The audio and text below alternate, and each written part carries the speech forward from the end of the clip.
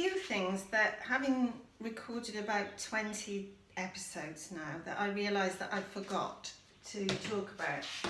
So I just, because I'm not very good at editing yet, I thought I would just record them in this particular episode, which I'm going to talk about wigs, warnings about a vinyl wig, colonic irrigation, and questions I had for my surgeon, which just to give you an idea of the sort of thing that I asked. So let me start with wigs. I talked about wigs before, that I was given a form from the National Health Service, and it was just a list of outlets that would supply suitable wigs, trustworthy places that were experienced and could help with fitting, just getting it right and help you with your confidence. So there was about 5 or 6 on here, and I just chose which was convenient for me.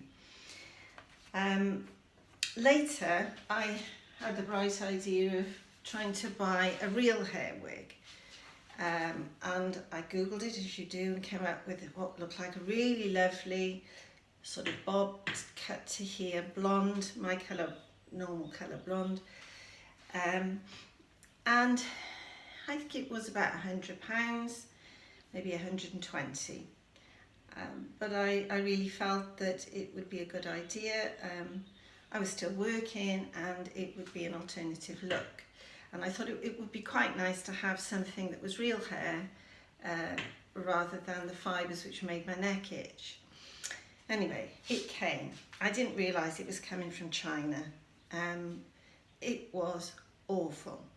It was a sort of a gingery strawberry blonde, not real blonde at all, not my colour at all.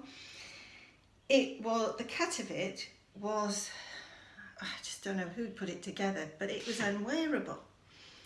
I got my hairdresser to have a look at it, and she said, there's nothing I can do with this. I can't make this any better.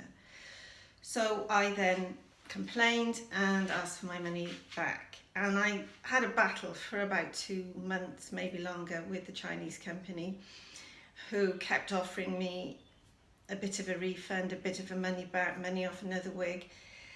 And I could do without that at the time. I didn't want the hassle. And then, of course, after the event, rather than before, I went on a forum that said how awful the company were, not to have anything to do with them. It was a complete rip-off.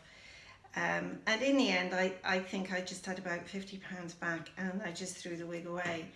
But, you know, it was a waste. It was a total waste of money. It was really stressful. And so what I would say is be really careful. Don't buy anything online that isn't recommended by someone you know, or your oncologist nurse, or someone like that, because I don't want you to have to go through that and waste your money. Right, next I want to talk about colonic irrigation. I wanted to talk about this when we're talking about complementary therapies, but I forgot. So I will talk about it now.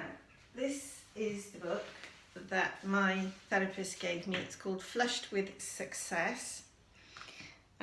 Dr. David R. Newman, and it really shows you what the colon is all about. It shows pictures of the colon and how it works and why it stops working particularly well. And I think women have a lot of difficulty with that sort of thing, more so than men, certainly in our family, an extended family.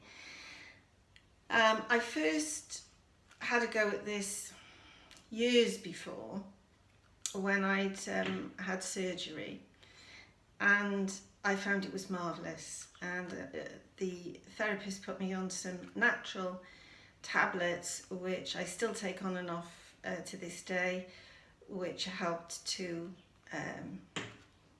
clear out all the waste. And when I spoke to her after I'd had the chemotherapy, she said that a lot of people have colonic irrigation when they're recovering from chemotherapy, because it rids the body of the chemicals.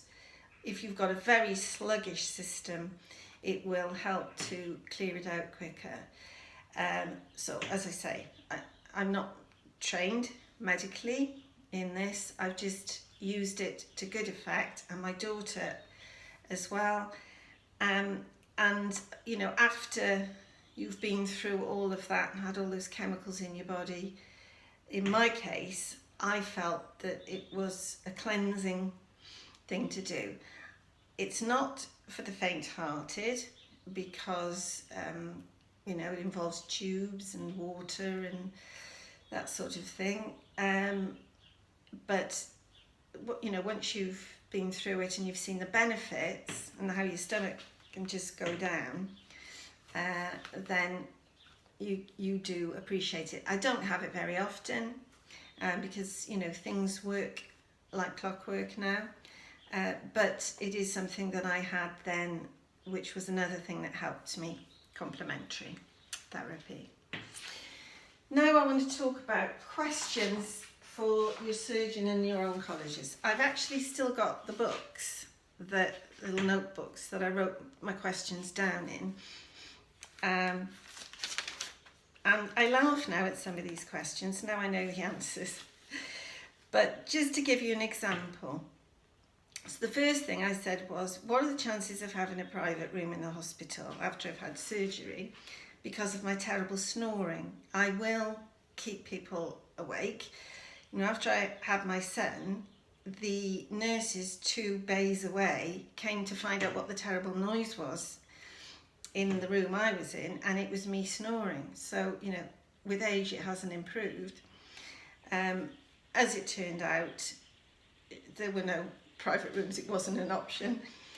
But I just had to apologise to the other ladies in the ward in the morning, and they did say it was quite loud. So I actually asked my surgeon whether all the surgeries could be done in one go, so that they could remove the tumour, create a new nipple, and reduce the size, do a breast reduction on the other one at the same time. Well, I can imagine how she was rolling her eyes after I'd gone. She said, no, we need to take it one step at a time. And that's what we did. But that was what I was hoping for at the beginning, that it could all be done in one go and then put it behind me. I asked about recovery time and asked her to prescribe the Dermatix gel to help the scars. I asked when I would get the results of the lymph node pathology and whether I should continue taking starflower oil or not. The answer to that was no.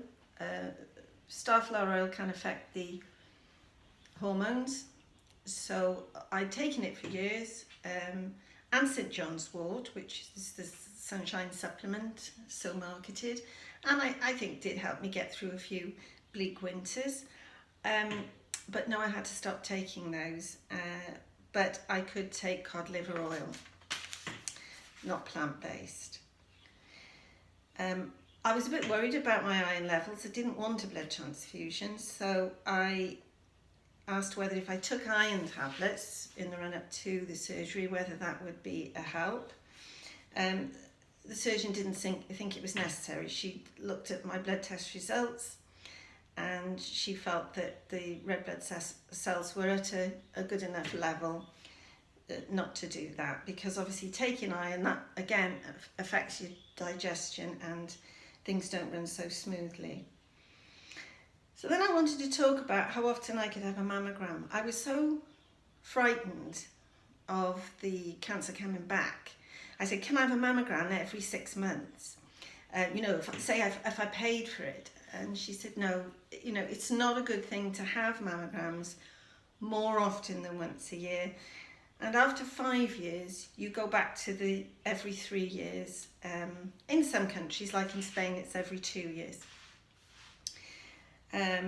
I was worried about my daughter, so I said, can I insist that my daughter has mammograms on a regular basis? And she then referred me to the genetics people and see what they say. And in the end, once they'd reviewed all the information, they said that Both my sister and my daughter, at any age above 40, would be entitled to have a mammogram. So there's a few years to go yet, but my daughter is really careful, keeping an eye on herself. After both her grandmother and her mother going through it, but so far she's been fine. I did talk and ask her if I had to have a full mastectomy, you know, what were the options. Whether I should take arnica for the bruising, if there was any bruising. She didn't see the point in that. And other things like the natural pineapple enzyme bromelain, and she said, no, you seem fine.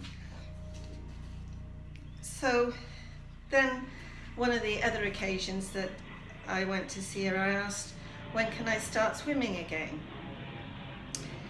In her view, I would know, give it a go. I only ever do breaststroke.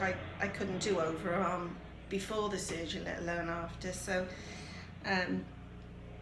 she said, you know, try just a little bit at a time and move on. And, you know, when could I have my nipple then? After the next mammogram, because obviously I didn't want to have surgery and then have a mammogram, which would be quite painful. Then I was told, you know, if you've got any questions or see any abnormalities, don't need to go through your GP, just call the breast care nurse. I asked her how long would it take for my heart to return to normal after the Herceptin injection ends,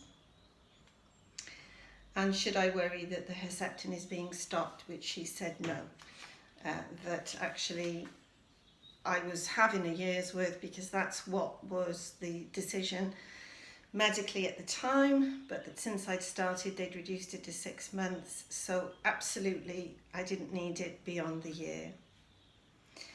Those are my questions. You'll have your own, and no matter how silly you think they might be, if they are troubling you, I think it's worth raising them, because one of the biggest things is keeping peace of mind as much as you can, is not letting your mind go on to a spiral of worry and things sort of going out of all proportion. So I hope that helps you on those 3 points.